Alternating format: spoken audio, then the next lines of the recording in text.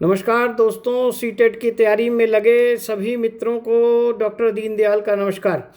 आज तीसरे दिन हम आपके सामने फिर से हाजिर हैं 10 प्रश्नों के साथ व्याकरण और शिक्षण संबंधी प्रश्नों को लेकर, जो आपकी आगामी सीटेट हिंदी की परीक्षा के लिए आपके लिए लाभदायक सिद्ध होंगे।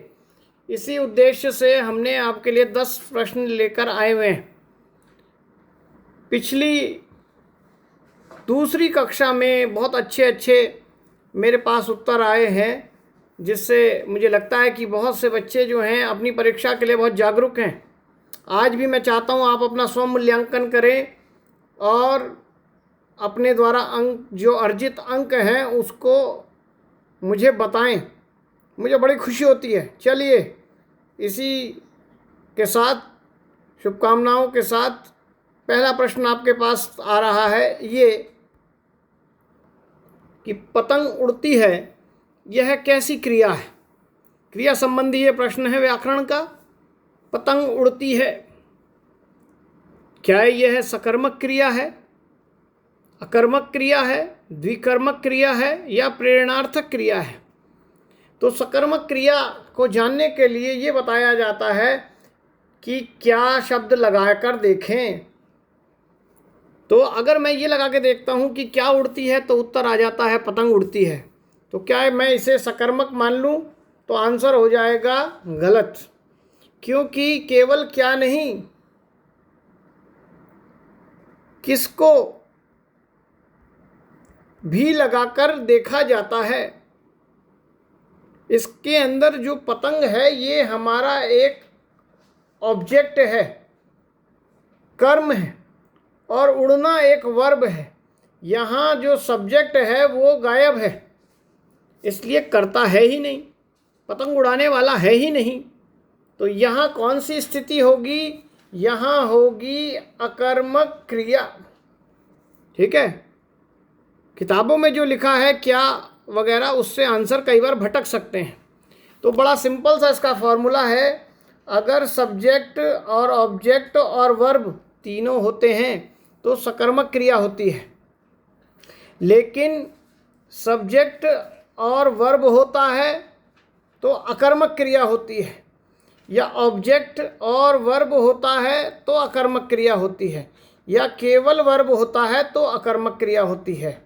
ठीक है, ये तीन स्थितियां हैं, यानी तीनों में से वर्ब तो हमेशा रहेगा क्योंकि वह क्रिया का भेद पूछा गया है, लेकिन सब्जेक्ट या ऑब्जेक्ट में से कोई एक चीज़ गायब होगी, लुप्त होगी, तो वो अकर्मक का कॉन्सेप्ट बनेगा।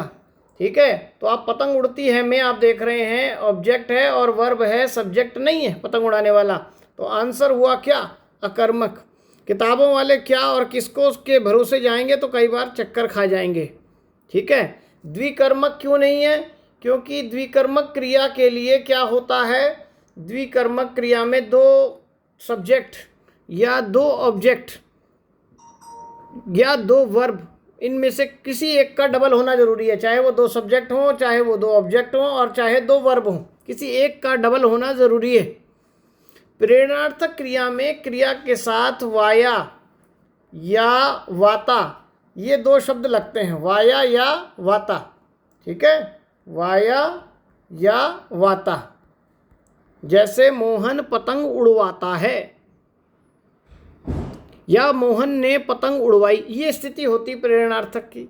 इसलिए ना ये प्रेरणार्थक है, ना ये द्विकर्मक है, ना ये सकर्मक है। इसका आंसर क्या है, ये अकर्मक क्रिया है। समझ आया। चलें अगले प्रश्न की ओर। मैंने आपको अकर्मक सकर्मक का एक छोटा सा फार्मूला समझाया है जो किताबों में नहीं है। आइए दूसरा प्रश्न देखें, शब्द से संबंधित है कि वाह कैसा शब्द है। क्या ये विस्मय की बात करता दिखता है, विस्मय मतलब आश्चर्य जताता है, वाह, या ये हर्ष का सूचक है, या ये शोक यानी दुख का सूचक है, या ये आशीर्वाद सूचक है। तो ये आशीर्वाद सूचक तो है नहीं, हम किसी को आशीर्वाद देते हैं तो ऐसा शब्द बोलते हैं। दुख के सूचक में क्या हम वाह का प्रयोग करते हैं, कभी नहीं करते हैं।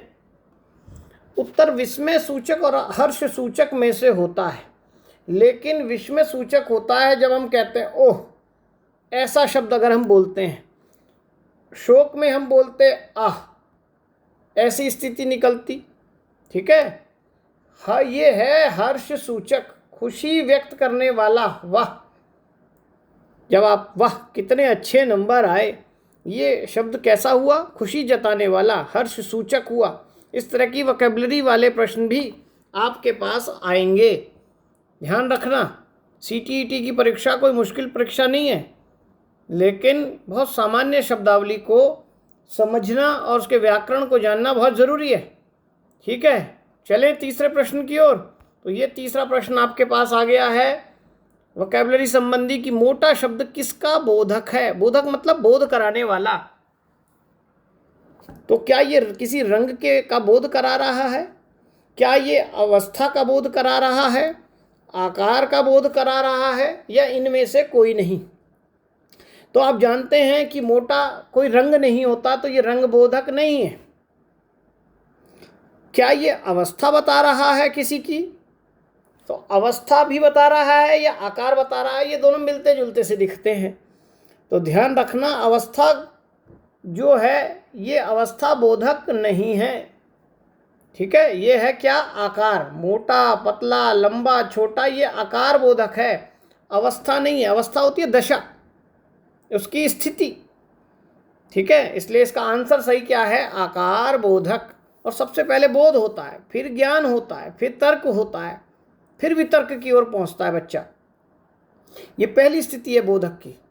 क्लियर है यहाँ तक? आइए चौथे प्रश्न की ओर चलते हैं। और साथ साथ मेरी बात को याद रखें कि आपको अगर अच्छे लग रहे हैं प्रश्न, आप इन चैनल से लगातार जुड़े रहना चाहते हैं हिंदी कैंपस के इस चैनल पर, तो आप इसे सब्सक्राइब करते रहें। अच्छा लगे तो लाइक करें, मैं कहता हूँ बुरा लगे तो डिसलाइक भी करें, कोई दिक्कत नहीं है। और मेरा अनुरोध है कि आपको मैं लाइव क्लास दे सकूं ऐसी, इसके लिए थोड़ा सा मेरी सहायता कराने के लिए आपको इस वीडियो को अपने फेसबुक पर भी या जितने प्लेटफॉर्म आपके हैं वहाँ इसे पोस्ट कीजिए, जिससे कि हमारे सब्सक्राइबर बढ़ेंगे तो हम आपको लाइव क्लास देंगे, जिससे आपसे सीधे बात हो सकेगी। उसका आनंद ही कुछ और होगा। चलिए चौथे प्रश्न की ओर चल रहे हैं। और चौथा प्रश्न ये है आपके सामने कि बच्चा छत पर पतंग उड़ा रहा है, इस वाक्य का बहुवचन रूप क्या होगा?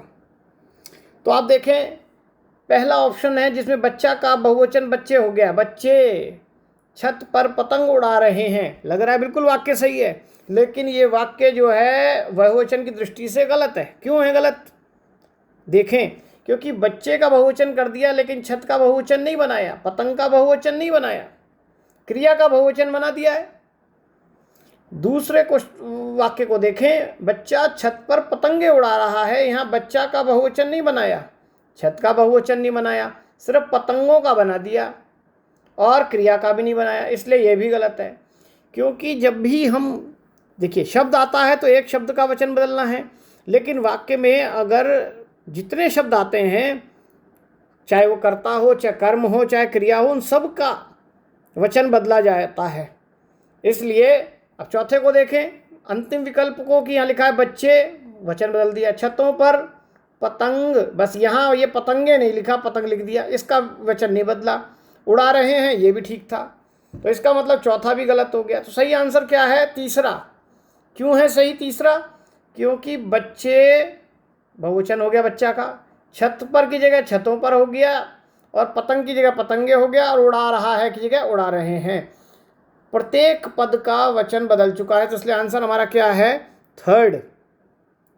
बहुत देखिए, सारे वाक्य पढ़ने में एकदम आपको सही दिखाई देंगे, लेकिन नियम से चलेंगे तो आपको गलती नहीं लगेगी। आइए पांचवें प्रश्न की ओर चल रहे हैं। पांचवा प्रश्न आपके पास है, लिंग संबंधी प्रश्न है। नर्स का लिंग बदलकर क्या होगा? तो आप जानते हैं, पहले तो ये जो नर्स शब्द है ये कैसा है? ये एक स्त्रीवाची फीमेल वर्ड है, तो इसका मेल वर्ड क्या होगा? तो कुछ लोग सोचते हैं कि नर्स तो नर्स ही होती है, ठीक है, इसका मेल फॉर्म नहीं है तो नर्स का नर्स ही रहेगा, चाहे वो स्त्री हो चाहे पुरुष। अगर नर्स का नर्स लिख दिया तो आंसर हो जाएगा गलत। कुछ लोग सोचते हैं कि हम हॉस्पिटल जाते हैं, हम देखते हैं नर्स होती हैं, वहाँ उनकी तरह कंपाउंडर होते हैं, तो कंपाउंडर इसका जेंडर बदलेगा तो वो भी आंसर हो जाएगा गलत, क्योंकि नर्स का काम अलग है, कंपाउंडर का अलग है। तो डॉक्टर और नर्स दोनों मिलते हैं, इसलिए कुछ लोग सोचते हैं डॉक्टर जो है इसका लिंग बदलकर मेल होगा, ये भी गलत, क्योंकि डॉक्टर अलग है और नर्स अलग है। 5वें विकल्प की ओर देखें, कुछ लोग नर नर्स लगा देंगे, क्योंकि नर और मादा का कॉन्सेप्ट चलता है, तो इस दृष्टि से ये भी गलत हो जाएगा। क्यों? क्योंकि नर और मादा पशु पक्षियों में लगता है और नर्स कोई पशु पक्षी नहीं है। तो सही आंसर क्या है? पुरुष नर्स, इंग्लिश की फॉर्म में, ठीक है, इसलिए पुरुष शब्द आएगा और पहले लगता है। अगर कोई पुरुषवाची शब्द होता उसको स्त्री में बदलते तो आगे लग जाता महिला, जैसे डॉक्टर के आगे लगता महिला डॉक्टर। ठीक है, समझ आया? ये बड़ा इंपॉर्टेंट वर्ड है। नेक्स्ट क्वेश्चन की ओर चलते हैं और अगला प्रश्न भी देख लेते हैं हम। आपके पास क्या आ रहा है? तो जो अगला प्रश्न आपके पास है वो शिक्षण संबंधी है कि बच्चों को शाब्दिक या गैर शाब्दिक दंड देने का परिणाम क्या होता है। आपने देखा बच्चे शरारत करते हैं, बच्चे क्योंकि अराजक स्थिति में होते हैं, उनको आप शब्दों से कुछ कह दें, कभी कभी गुस्से में हम कह देते हैं मूर्ख, कभी कह देते हैं गधे, ऐसे शब्द, जबकि सरकार ने ऐसे शब्दों को बैन कर रखा है, मारना तो बहुत दूर की बात है। तो बच्चों को शाब्दिक या गैर शाब्दिक दंड देने से क्या होता है? क्या उन्हें कार्य करने के लिए प्रेरित कर सकते हैं? आंसर हो जाएगा गलत। अगर प्रेरित करते तो सरकार इस पर बैन नहीं लगाती, उससे प्रेरणा नहीं मिलती है, बल्कि वो हो सकता है अध्यापक के प्रति खींच पैदा कर बैठे, हो सकता है वह विद्रोही हो जाए। तो दूसरा ऑप्शन देखें, पहला ऑप्शन तो हमारा हो गया गलत। तो दूसरा देखें, बच्चे की छवि को सुधारना की सुरक्षा करना, छवि की सुरक्षा करना, बच्चे की छवि को सुधारने के लिए आदर्शात्मक रूप है, उसको कोई दंडात्मक रूप नहीं चाहिए। इसलिए ये जो दंड का प्रावधान है वो उसकी छवि को सुरक्षा या सुधार नहीं दे सकता। क्या हम उसमें उसके अंकों में सुधार करने के लिए उसको ऐसा बोलते हैं कि उसे कड़े शब्द बोलें, आलोचनात्मक शब्द बोलें, दंड वाले शब्द बोलें, तो शायद वो नंबर ज़्यादा लाएगा? ऐसा होता तो सब बच्चे डांट खाने के लिए तैयार हो जाते और कहते हमें डांटो मैडम, हमारे नंबर ज़्यादा आएंगे। तो इसका सही उत्तर क्या है? उनके स्वयं के प्रति अवधारणा को नष्ट करना। वास्तव में हर बच्चा अपनी सोच के हिसाब से अपना मत, एक अपनी अवधारणा स्पष्ट करता है, निर्मित करता है। अगर आप उसे दंड दे देते हैं शाब्दिक रूप में या गैर शाब्दिक रूप में, तो उसकी अवधारणा जो बन रही है वो उससे पहले ही धूल धूसरित हो जाएगी। ठीक है, तो उसकी जो धारणा है, अवधारणा है, उसको समझना है, निर्मित होने देना है। ठीक है, हमारा काम उसको विकसित करना है। इसलिए ये उत्तर इसका क्या होगा? ऐसा दंड जो है वास्तव में उससे बच्चे की स्वयं की अवधारणा नष्ट हो जाती है। चलिए अगले प्रश्न की ओर चलते हैं। 7वां प्रश्न है वैसा ही जैसा अभी आया है। अब यहाँ दंड के साथ मैंने एक शब्द दिया है पुरस्कार। पुरस्कार एवं दंड दोनों क्या हैं? बच्चों को आप देखते हैं पुरस्कार भी देते हैं और हम दंड भी देते हैं। क्या ये सकारात्मक रूप से प्रेरक होते हैं, बच्चे को पॉजिटिव रूप में प्रेरणा देते हैं आगे बढ़ने के लिए, या ये एक नेचुरल स्वाभाविक प्रेरणा है, या ये अर्जित की जाती है? बच्चे अर्जित करते हैं पुरस्कार या दंड अपने ही कर्मों से, अच्छे से पुरस्कार और बुरे से दंड, या एक ये कृत्रिम प्रेरक है? यूपी टेट का प्रश्न है, ये आ चुका है।